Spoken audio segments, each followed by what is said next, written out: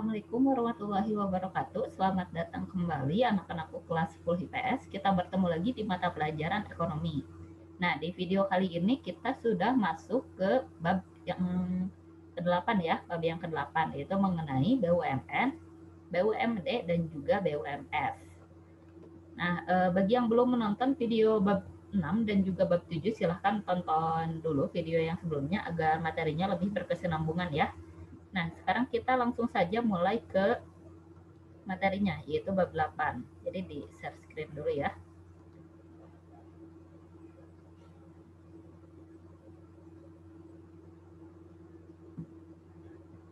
Nah, ini dia masih loading ya. Ditunggu dulu. Nah, jadi materi kali ini itu ada tiga tema ya. Di sini kalian sudah melihat di layar kan? Ada tiga, yaitu BUMN, BUMD, dan juga BUMS. Nah, di sini ya, yang BUMS-nya tuh di sebelah sini. Nah, ini dia PPT yang akan Ibu gunakan untuk kali ini. Silakan diperhatikan materinya. Kita maju ke materi yang pertama. Nah, ini dia. Jadi selamat datang di bab 8. Di bab 8 ini kita akan membahas BUMN, BUMD, dan BUMS. Kita bahas mengenai BUMN dan BUMD dulu ya. Jadi materinya sudah masuk ke materi ekonomi semester 2. Kita bahas yang pertama yaitu mengenai BUMN dan BUMD. Jadi BUMN dan BUMD ini adalah badan usaha yang seluruh atau sebagian besar modalnya dimiliki oleh negara. Nah, ini definisi untuk BUMN ya. Kalau BUMD itu berarti badan usaha yang seluruh atau sebagian besar modalnya dimiliki oleh daerah melalui penyertaan secara langsung yang berasal dari kekayaan negara atau kekayaan daerah yang dipisahkan. Jadi sama saja definisinya. Jadi ganti saja kata negara menjadi daerah, itu menjadi definisi BUMD gitu ya. Itu definisi dari BUMN dan BUMD. Jadi intinya BUMN dan BUMD ini adalah badan usaha, tetapi kekayaan yang digunakan untuk melakukan usaha tersebut itu dipisahkan dari kekayaan negara ataupun kekayaan daerah. Jadi berdiri sendiri ya kekayaannya. Nah, kita maju ke materi yang berikutnya. Di sini ada peran BUMN dan BUMD. Jadi fungsinya apa gitu? Kenapa harus ada BUMN dan BUMD di dalam sebuah negara? Yang pertama itu ada sebagai penghasil barang dan jasa demi pemenuhan hajat hidup orang banyak. Nah, jadi biasanya BUMN ini itu memegang badan usahanya itu yang memang menguasai atau dibutuhkan dan menyangkut hajat hidup orang banyak. Contohnya itu seperti PDAM, contohnya itu seperti PT KAI, kemudian listrik juga ya, PLN, itu dipegang semuanya oleh BUMN seperti itu. Kemudian yang kedua sebagai pelopor dalam sektor-sektor usaha yang belum diminati oleh swasta. Jadi swasta itu belum masuk ke bidang itu. Contohnya kalau di Indonesia itu kayak PLN itu kan belum ada saingannya ya. Jadi masih hanya ada satu PLN saja di Indonesia, itu kan belum ada perusahaan listrik yang judulnya swasta gitu. Itu masih PLN saja ya. Ada juga paling orang yang menggunakan panel surya gitu. Kalau tidak menggunakan jasa PLN itu paling menggunakan panel surya seperti itu. Yang berikutnya adalah sebagai penghasil devisa negara atau daerah. Nah, sebagai penghasil devisa negara, kalau ini sudah jelas ya. Jadi setiap badan usaha atau setiap warga negara yang bekerja itu menghasilkan devisa. Kemudian juga pembuka lapangan kerja. Yang namanya badan usaha itu kan pasti membutuhkan pegawai ya, dan pegawai ini bisa didapatkan dengan mengambilnya dari masyarakat. Karena itu disebutnya pembuka lapangan kerja dan mengurangi pengangguran. Nah, kemudian yang materi yang berikutnya itu mengenai bentuk badan usaha. Jadi bentuk badan usaha BUMN ini ada dua, yaitu yang pertama adalah badan usaha perseroan atau persero. Ini adalah badan usaha yang paling sedikit setidaknya 51% sahamnya itu dimiliki oleh pemerintah. Itu paling sedikitnya 51% ya. Nah, bisa juga memiliki lebih dari itu. Jadi persenannya harus lebih besarnya punya pemerintah. Contohnya itu seperti PT KAI, kemudian ini PT Garuda Indonesia, itu semua adalah perusahaan-perusahaan yang memang bentuknya persero. Tujuannya itu biasanya untuk mencari keuntungan dan menyediakan kualitas pelayanan yang jauh lebih baik, karena memang tujuannya di sini mencari keuntungan. Berarti biasanya badan usaha perseroan ini lebih mahal ya, daripada Perum gitu.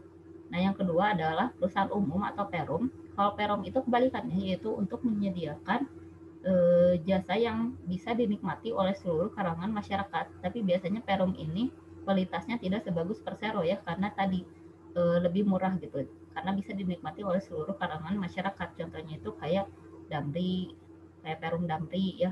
Terus juga ada Perum Bulog, ada juga Perum Peruri ya, yang memproduksi uang gitu. Itu juga masuk ke Perum seperti itu.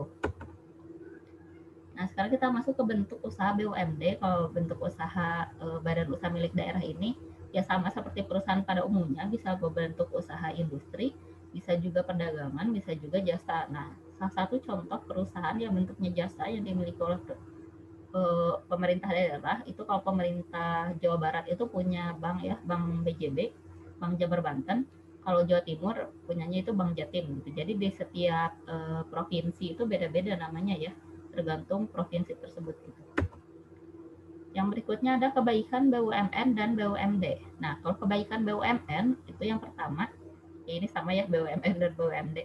Itu berusaha pada sektor-sektor yang menguasai hajat hidup orang banyak. Tadi sudah Ibu sebutkan, contohnya kayak PLN, PT KAI, PDAM, dan lain-lain gitu ya. Itu kan berkaitan sama hajat hidup orang banyak. Yang kedua, menyediakan barang dan jasa publik untuk kesejahteraan masyarakat. Jadi semua kalangan dapat menggunakan barang dan jasa tersebut gitu. Yang ketiga, membantu keberadaan usaha lainnya supaya dapat berusaha lebih baik.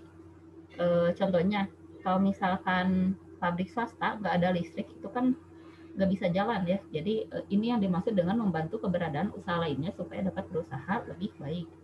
Kemudian yang keempat, menyediakan lapangan kerja. Jadi kan tadi Ibu sudah bilang bahwa yang namanya badan usaha itu pasti membutuhkan tenaga kerja, dan tenaga kerja ini dapat mengurangi pengangguran. Nah, kemudian yang berikutnya ada kelemahan BUMN dan BUMD. Yang pertama itu tidak efisien dalam pengelolaannya. Nah, kenapa tidak efisien? Karena biasanya berpikirnya karena ini punya pemerintah, berjalannya itu tidak terlalu dipikirkan. Jadi karena fokusnya itu bukan mencari keuntungan gitu ya. Jadi fokusnya itu kan hanya untuk memberikan layanan pada masyarakat, bukan mencari keuntungan gitu. Jadi kurang efisien dalam pengelolaannya, seringkali lama gitu atau kurang baik dalam pengelolaannya. Jadi labanya itu tidak terlalu besar ya yang dihasilkan oleh BUMN dan BUMD. Yang berikutnya, maju mundurnya badan usaha tergantung para penentu kebijakan. Nah, jadi kalau para penentu kebijakannya di pemerintah kurang baik, maka BUMN dan BUMD ini akan sulit berkembang ya. Kemudian yang ketiga, lambat dalam mengambil keputusan. Karena pemegang sahamnya itu pemerintah, maka birokrasi yang harus dilalui dalam mengambil keputusan itu menjadi panjang dan lambat gitu ya. Jadi lama gitu. Kalau mau mengambil keputusan itu birokrasinya panjang, harus nunggunya itu lama gitu. Kemudian yang keempat, sering kekurangan modal. Ya tadi, karena ini dimiliki oleh pemerintah dan tidak menjual saham kepada pihak lain. Seperti itu, kecuali Persero ya, yang sahamnya bisa dijual kepada pihak lain karena memang fokusnya itu mencari keuntungan. Kalau Perum kan enggak, itu 100% sahamnya dimiliki oleh pemerintah. Nah, yang berikutnya kita maju ke materi yang ketiga, yaitu mengenai BUMS. Nah, BUMS itu sesuai namanya, badan usaha milik swasta. Berarti di sini adalah badan usaha yang modalnya itu sepenuhnya dimiliki oleh pihak swasta. Nah, jenis BUMS itu ada dua, ada badan usaha dalam negeri, ada badan usaha asing. Nah, kalau badan usaha dalam negeri itu adalah jenis badan usaha yang modalnya dimiliki oleh masyarakat dalam negeri. Jadi masyarakat lokal yang punyanya ya, WNI gitu. Contohnya kayak Garuda Food, Wing Food. Itu adalah salah satu jenis perusahaan yang dimiliki oleh masyarakat dalam negeri. Nah, kalau badan usaha asing itu adalah badan usaha yang dimiliki oleh masyarakat luar negeri atau WNA gitu. Contohnya kayak BCA, Bank Sentral Asia, ini kan di negara-negara Asia ada ya BCA. Nah, karena modalnya memang dimiliki oleh pihak asing seperti itu. Nah, yang berikutnya itu ada peran BUMS. Nah, peran BUMS di sini yang pertama sebagai mitra BUMN. Nah, karena BUMS itu fokusnya kepada mencari keuntungan, jadi pelayanannya itu biasanya lebih baik ya, kualitasnya itu lebih bagus dan memiliki modal yang lebih banyak dibandingkan dengan BUMN. Jadi di sini BUMS itu sebagai mitra BUMN. Contohnya seperti ini, PT Pertamina itu menggandeng perusahaan swasta ya, PT Medco Energi Internasional kalau nggak salah itu namanya, itu untuk mendirikan perusahaan gas alam di Sulawesi kayak gitu. Kenapa menggandeng perusahaan swasta, tidak mendirikan sendiri PT Pertamina? Karena perusahaan swasta itu ya tadi bisa membantu menambah modal gitu, dan pengelolaannya biasanya lebih baik dibandingkan dengan hanya BUMN saja. Jadi sebagai mitra BUMN. Yang kedua sebagai penambah produksi nasional. Jadi kalau adanya perusahaan swasta itu kan persaingannya ketat ya. Jadi produk yang dihasilkannya juga itu lebih baik, lebih bagus, dan juga lebih banyak. Kan itu disebutnya sebagai penambah produksi nasional. Taruhlah misalkan kayak PT Pertamina, kan di sini ada PT Pertamina itu yang menyediakan bahan bakar ya. Ada juga merek lain, contohnya itu kayak Shell, Shell kerang nulisnya Shell. Nah, Shell itu juga kan salah satu perusahaan yang produksi bahan bakar gitu. Jadi kalau di Pertamina lagi habis, kita bisa beli di perusahaan lain gitu, di Shell misalkan. Kemudian yang ketiga sebagai pembuka kesempatan kerja. Nah, kan nggak mungkin ya semua orang kerja di BUMN dan BUMD, itu kan perusahaannya sedikit. Nah, dengan adanya perusahaan swasta, itu bisa menyerap pengangguran karena jumlah perusahaan swasta itu biasanya lebih banyak dibandingkan perusahaan negeri. Kemudian yang berikutnya sebagai pemacu kas negara dan pendapatan nasional. Nah, kalau yang namanya perusahaan atau yang namanya orang bekerja itu kan pasti ada pajaknya ya. Jadi pajaknya itu bisa masuk ke negara. Nah, yang berikutnya kita masuk ke materi bentuk BUMS. Jadi bentuk BUMS itu ada 3. Yang pertama adalah badan usaha perseorangan. Badan usaha perorangan itu adalah badan usaha yang didirikan oleh satu orang dan modalnya juga dimiliki oleh orang tersebut. Jadi naik turunnya keuangan perusahaan itu sangat berpengaruh pada naik turunnya keuangan pribadi orang tersebut, karena modalnya itu disatukan dengan modal pribadi ya. Tapi keuntungan dari badan usaha perorangan ini ada perizinan pendiriannya itu mudah, dan juga jika dirasa sudah tidak menguntungkan mau ditutup juga gampang gitu. Karena kan konteks usahanya itu masih kecil ya, didirikan oleh satu orang seperti itu. Itu badan usaha perorangan. Yang kedua adalah badan usaha persekutuan. Ini adalah badan usaha yang didirikan oleh 2 orang atau lebih. Jadi biasanya 3 orang atau lebih ya. Nah, keuntungan dari badan usaha persekutuan ini adalah modal yang dimilikinya lebih besar dibandingkan dengan badan usaha perorangan. Ya tadi karena dimilikinya atau didirikannya itu lebih dari satu orang gitu. Biasanya oleh 3 orang atau lebih gitu. Nah, badan usaha persekutuan ini terdiri dari 2 macam. Yang pertama adalah firma. Firma itu adalah badan usaha yang didirikan oleh 3 orang atau lebih ya. Jadi itu konteksnya firma. Tapi firma ini masih mirip seperti badan usaha perorangan. Jadi keuntungan atau keuangan dari perusahaan itu diambil dari keuangan pribadi masing-masing pendiri. Jadi kalau misalkan perusahaannya bangkrut, firmanya bangkrut, maka si pemiliknya juga yang 3 orang tadi juga pasti bangkrut gitu, karena tadi tidak dipisahkan, disatukan ya, itu firma. Nah, contohnya kayak gini, ada Andi, Budi, sama Catur mau mendirikan usaha. Itu biasanya diambil dari inisial nama mereka, jadi PT ABC. Kayak gitu, jadi firma ABC maksudnya. Jadi firma ABC, karena diambil dari inisial nama mereka. Seperti itu ya, itu firma. Yang kedua ada persekutuan komanditer atau CV ya. Nah, kalau persekutuan komanditer ini itu sama, ada usaha yang didirikan oleh 3 orang atau lebih ya. Hanya saja perbedaannya kalau di persekutuan komanditer itu ada sekutu aktif dan juga sekutu pasif. Kalau sekutu aktif itu ada sekutu yang pendirinya itu selain menanamkan modal di perusahaan tersebut, itu juga turut bekerja aktif mengembangkan perusahaannya gitu. Jadi yang bekerjanya itu sekutu aktif. Kalau sekutu pasif itu hanya menanamkan modal saja. Tapi kalau misalkan sekutu aktif melakukan kesalahan sehingga CV ini bangkrut, maka sekutu pasif juga akan kena imbasnya. Jadi modalnya itu bisa hilang ya, bisa bangkrut gitu intinya ya. Jadi si sekutu pasif harus mencari sekutu aktifnya itu yang baik, yang bisa mengembangkan perusahaannya. Itu yang disebut dengan persekutuan komanditer atau CV. Nah, keuntungan dari persekutuan komanditer ini adalah kekayaannya itu dipisahkan. Jadi nggak ada sangkut pautnya, kalau misalkan bangkrut itu nggak ikut bangkrut juga ya, keuangan pribadi si para sekutu aktif dan sekutu pasif ini nggak ngaruh gitu. Tidak seperti firma dan badan usaha perorangan. Dan maju ke yang ketiga yaitu perseroan terbatas atau PT. Nah, PT adalah perusahaan yang didirikan oleh beberapa orang berbadan hukum dan juga kepemilikannya itu terbagi atas saham-saham. Jadi bedanya PT dengan perusahaan yang lain itu adalah PT itu lebih besar ya modalnya. Jadi modalnya itu bisa dikumpulkan dalam bentuk penjualan saham seperti itu PT ya. Nah, nanti si para pemegang saham itu akan mendapatkan keuntungan yang disebut dengan dividen. Jadi dividen ini adalah keuntungan yang dibagikan kepada para pemegang saham. Sedangkan orang yang bekerja di perusahaan tersebut tidak mendapatkan dividen. Jadi dividen ini khusus untuk para pemegang saham. Jadi orang yang bekerja itu mendapatkan gaji aja biasa. Nah, jika terjadi sesuatu kepada perusahaannya itu bisa dirapatkan di dalam RUPS. RUPS itu singkatan dari Rapat Umum Para Pemegang Saham. Jadi para pemegang saham ini jika dia memiliki saham yang besar itu bisa ikut andil di dalam mengambil keputusan perusahaan seperti itu ya. Jadi tergantung besaran saham yang dimilikinya. Oke, lanjut ke materi yang berikutnya yaitu mengenai kebaikan BUMS. Nah, tidak seperti BUMD dan BUMD yang birokrasinya lama ya.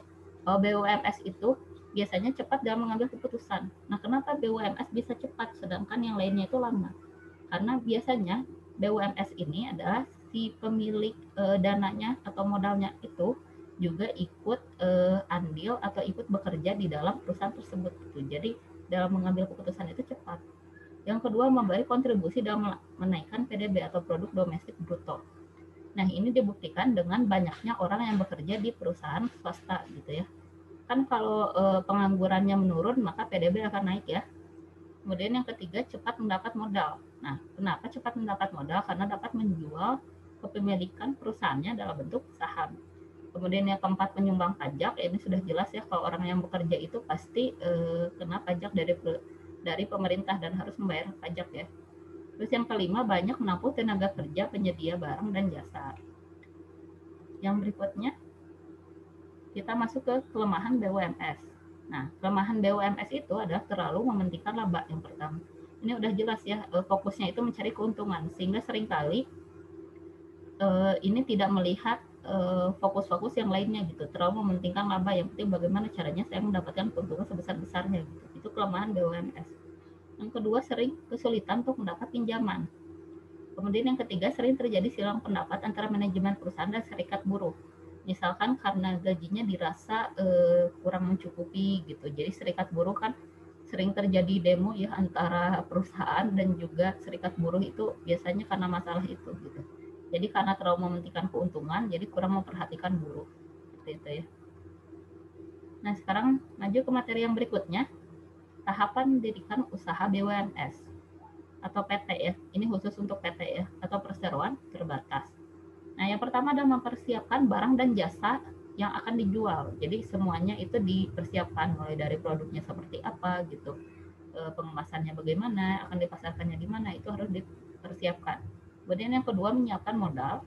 Yang ketiga, mempersiapkan dokumen perizinan. Contohnya itu kayak situ, surat izin tempat usaha, terus ada SIUP, surat izin usaha perdagangan, terus ada NPWP, nomor pokok wajib pajak, terus ada NRP, nomor register perusahaan, ada juga NRB, nomor rekening bank, ada juga AMDAL, analisis mengenai dampak lingkungan. Jadi dilihat apakah jika mendirikan perusahaan itu akan merusak lingkungan atau enggak, dan juga IMB, izin mendirikan bangunan. Nah, yang seperti itu, dokumen-dokumen seperti itu harus disiapkan. Jadi PT itu lebih ribet daripada badan usaha perorangan ya. Kemudian yang berikutnya, mengadakan RUPS. Ini yang Ibu sebut tadi, yaitu rapat umum pemegang saham.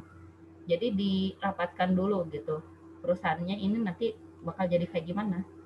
Kemudian membuat akte notaris. Jadi akte notaris ini isinya kayak susunan organisasinya gitu. Misalkan direksinya siapa, direkturnya siapa, komisarisnya siapa, manajernya siapa gitu. Itu bergerak di bidang apa, itu semua harus dibuat akte notarisnya ya. Kemudian yang berikutnya, mengurus izin pendirian dengan didaftarkan di pengadilan negeri. Kemudian juga mendapatkan legalitas dari Kementerian Kehakiman. Itu dia tahapan mendirikan usaha BUMS. Oke, kita maju ke materi yang berikutnya. Itu dia BUMS, ini dia beberapa contoh logo dari perusahaan ya. Contohnya kayak Perum, itu Peruri yang tadi Ibu sebutkan yang memproduksi uang. Ada juga Damri, ada juga Bulog, itu masuk ke Perum ya. Kalau BUMN Persero, contohnya tuh kayak Telkom Indonesia itu masuk ke BUMN Persero, kayak Pertamina ya, itu masuk ke BUMN Persero karena mereka itu adalah perusahaan yang mencari keuntungan gitu, perusahaan BUMN yang mencari keuntungan. Atau BUMS. Nah, kalau BUMS itu contohnya kayak Garuda Food, Wings Food, BCA ya, S Hardware itu BUMS. Nah, itu dia materi materi di pertemuan kali ini ya, sudah selesai mengenai bab 8 BUMN dan BUMD. Jika ada yang ingin ditanyakan, silahkan tuliskan pertanyaan kalian di kolom komentar Classroom ya. Terima kasih yang sudah menonton video ini. Sampai jumpa lagi di video yang berikutnya. Wassalamualaikum warahmatullahi wabarakatuh.